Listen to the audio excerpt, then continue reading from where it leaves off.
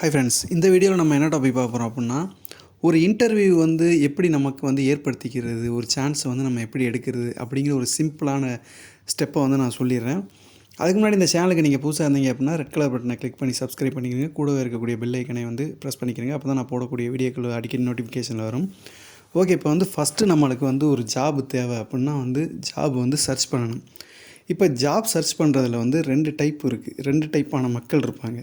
ஒன்று வந்து ஒரு வேலையில் இருந்துக்கிட்டே ஜாப் தேடுறது, இன்னொன்று வேலை இல்லாமல் ஜாப் தேடுறது. வேலையில் இருந்துட்டு ஏன் ஜாப் தேடணும் அப்படின்னா, மேபி அந்த கம்பெனி வந்து அவங்கள வந்து டெர்மினேட் பண்ணியிருக்கலாம், இல்லை அவங்கள அந்த கம்பெனி பிடிக்காமல் ரெசிக்னேஷன் வந்து கொடுத்துருக்கலாம்.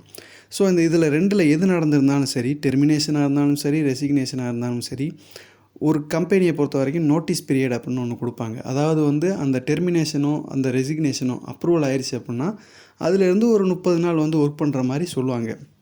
ஸோ இந்த 30 நாள் தான் வந்து நோட்டீஸ் பீரியட் அப்படின்னு சொல்லுவாங்க. நீங்கள் சில இடங்களில் வந்து ஜாபுக்கு அப்ளை பண்ணும்போது பார்த்துருப்பீங்க, அதில் நோட்டீஸ் பீரியட் அப்படின்னு சொல்லிட்டு ஒரு ஒரு காலம் ஒன்று கொடுத்துருப்பாங்க. அதில் வந்து நம்ம ஃபில் பண்ணிக்கலாம் எத்தனை நாள் வந்து நோட்டீஸ் பீரியட் இருக்குதுன்னு. இதைத்தான் வந்து வேலையில் இருந்துக்கிட்டே வேலை தேடுறது அப்படின்னு சொல்கிறோம். வேலையே இல்லாமல் வேலை தேடுறது அப்படிங்கிறது எல்லாத்துக்குமே தெரிஞ்ச விஷயம் தான். மேபி அந்த ஆளுக்கு வந்து ஒரு வேளை டெர்மினேஷன் அந்த நோட்டீஸ் பீரியடும் முடிஞ்சு வேலை கிடைக்கலன்னா அவர் வந்து சும்மா தான் இருப்பார். ஸோ அந்த மாதிரி டயத்தில் வந்து நம்ம பார்க்குற இடத்துக்கு ஃபுல்லாக அப்ளை பண்ணலாம், பிரச்சனை இல்லை. நம்மளுக்கு டைம் இருந்துச்சு அப்படின்னா பண்ணலாம் எல்லா இடத்துலையும். ஆனால் பார்க்குற இடத்து எல்லாம் அப்படின்னா வந்து இந்த ஜாப் சைட்டில் போய் நம்ம அப்ளை பண்ணுறத வந்து தவிர்த்துக்கிறணும்.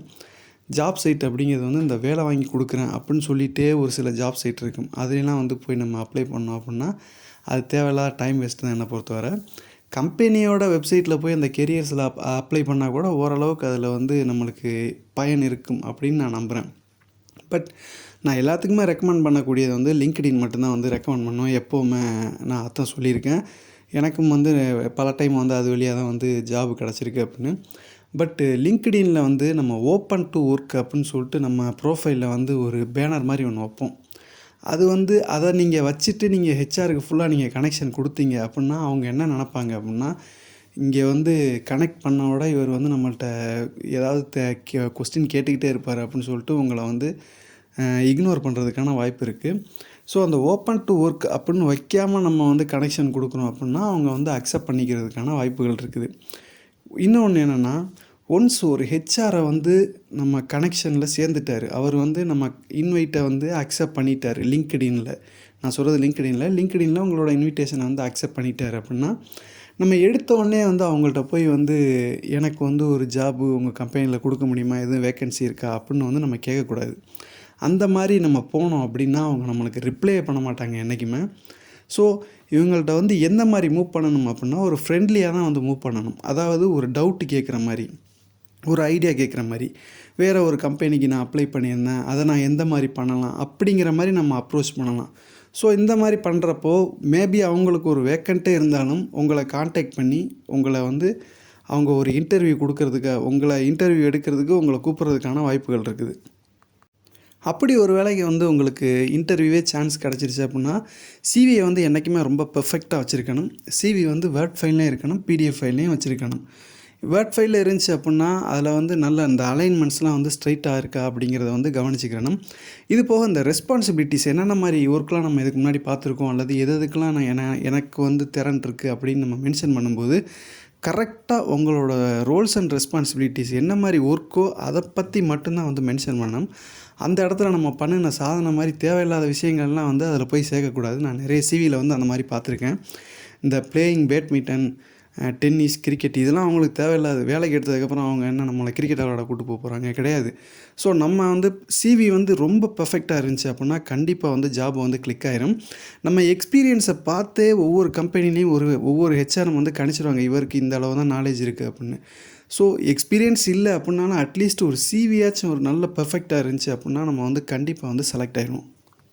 அப்புறம் இன்னொரு விஷயம் என்ன அப்படின்னா, இந்த லிங்க்டினில் வந்து நம்ம ஒரு ஹெச்ஆரை ஒரு டைம் காண்டாக்ட் பண்ணி அவங்கள்ட்ட வந்து ஏதாவது ஒரு இன்ட்ரோ கொடுத்துட்டோம், அவங்களும் ஏதோ ரிப்ளை பண்ணிட்டாங்க அப்படின்னா அடுத்த டைம் அவங்க வேறு ஏதாச்சும் கொஸ்டின் கேட்டு அவங்க நம்மளுக்கு ரிப்ளை கொடுக்கலைன்னா அதை அப்படியே விட்டுறணும். திருப்பி நம்ம அவங்கள்ட்ட கொஸ்டின் கேட்டுக்கிருந்தோம்னா அவங்க வந்து மேபி நாளை பின்ன ஒரு வேக்கண்ட்டே வந்தாலும் நம்மளை அவங்க காண்டாக்ட் பண்ணவே மாட்டாங்க. அப்புறம் அந்த லிங்க்டினில் பார்த்தீங்கன்னா ஒரு சில போஸ்ட்டில் வந்து என்ன ஜாபு அப்படிங்கிறத போட்டு கீழே இந்த லிங்க்கை கிளிக் பண்ணுங்கள் அப்படின்னு சொல்லியிருப்பாங்க. அந்த லிங்க்கை கிளிக் பண்ணி அதில் வந்து நம்ம அப்ளை பண்ணுற மாதிரி இருந்துச்சு அப்படின்னா வந்து பிரச்சனை இல்லை. பட் ஒரு சில இடங்களில் பார்த்தீங்கன்னா QC inspector, weld technician, entity technician இந்த போஸ்ட்டுன்னு எல்லாம் போட்டு வச்சு கீழே வந்து எஸ்ன்னு நீங்கள் கமெண்ட் பண்ணுங்கள், உங்கள் ப்ரோஃபைலை வந்து நாங்கள் இப்போயே பார்க்குறோம் அப்படிங்கிற மாதிரி வந்து மென்ஷன் பண்ணியிருப்பாங்க. அதில் நிறைய பேர் வந்து எஸ்ன்னு போட்டிருப்பாங்க. அதெல்லாம் கிடையவே கிடையாது. அவங்களாம் வந்து நம்ம ப்ரோஃபைலை பார்க்க போகிறதே கிடையாது. பட் ஏன் அவங்க அந்த மாதிரி சொல்கிறாங்க அப்படின்னா, லிங்க்டின் பொறுத்த வரைக்கும் ஒருத்தரோட போஸ்ட்டில் போய் நீங்கள் லைக்கோ கமெண்ட்டோ பண்ணிட்டீங்க அப்படின்னா அவரோட ப்ரோஃபைல் வந்து நிறைய இடங்களுக்கு போய் ரீச் ஆகும். நிறைய இடங்களுக்கு ரீச் ஆகுது அப்படின்னா அவங்களுக்கு நிறைய கனெக்ஷன், இன்விடேஷன்ஸ்லாம் வரும். இவங்கள ஒட்டி ஒரு கனெக்ஷன் வந்து கிடைக்கும். இதனால அவங்களோட ப்ரோஃபைல் தான் வந்து க்ரோத் ஆகுமே தவிர நம்மளுக்கு வந்து நம்மளோட ப்ரோஃபைல்லாம் வந்து அவங்க பார்க்கவே மாட்டாங்க. ஜென்யூனான போஸ்ட் எப்படி இருக்கும் அப்படின்னா, லிங்க்டின்ல வந்து அவங்க என்ன போஸ்டிங் சில இடங்களில் சேலரி மென்ஷன் பண்ணியிருப்பாங்க, சில இடத்துல மென்ஷன் பண்ணியிருக்க மாட்டாங்க. கண்டிப்பாக வந்து மெயில் ஐடி கொடுத்துருப்பாங்க. இதுதான் வந்து ஒரு என்ன சொல்கிறது, ஒரு ஜென்யூனான போஸ்ட் அப்படின்னு சொல்லலாம். மற்றபடி இந்த எஸ்ன்னு கமெண்ட் பண்ணுங்கள், இன்ட்ரெஸ்டட்னு கமெண்ட் பண்ணுங்கள், உங்கள் ப்ரோஃபைலை வந்து பார்க்குறோம், உங்களுக்கு இன்டர்வியூ அரேஞ்ச் பண்ணி கொடுக்குறோம் அப்படின்னு சொல்கிறது எல்லாமே ஃபேக்கு. அதெல்லாம் வந்து நம்பவே கூடாது. ஓகே ஃப்ரெண்ட்ஸ், இவ்வளோ தான் இந்த வீடியோ. இந்த வீடியோ கண்டிப்பாக எல்லாத்துக்கும் பிடிச்சிருக்குன்னு நினைக்கிறேன். இந்த வீடியோ பிடிச்சிருந்தா லைக் பண்ணுங்கள், ஏதாச்சும் டவுட்னா கமெண்ட் பண்ணுங்கள், உங்கள் ஃப்ரெண்ட்ஸுக்கு ஷேர் பண்ணுங்கள். ஃபஸ்ட் டைம் வீடியோ பார்க்குறீங்க அப்படின்னா சேனலுக்கு சப்ஸ்கிரைப் பண்ணிக்கிறீங்க. தேங்க்ஸ் ஃபார் த வாட்சிங்.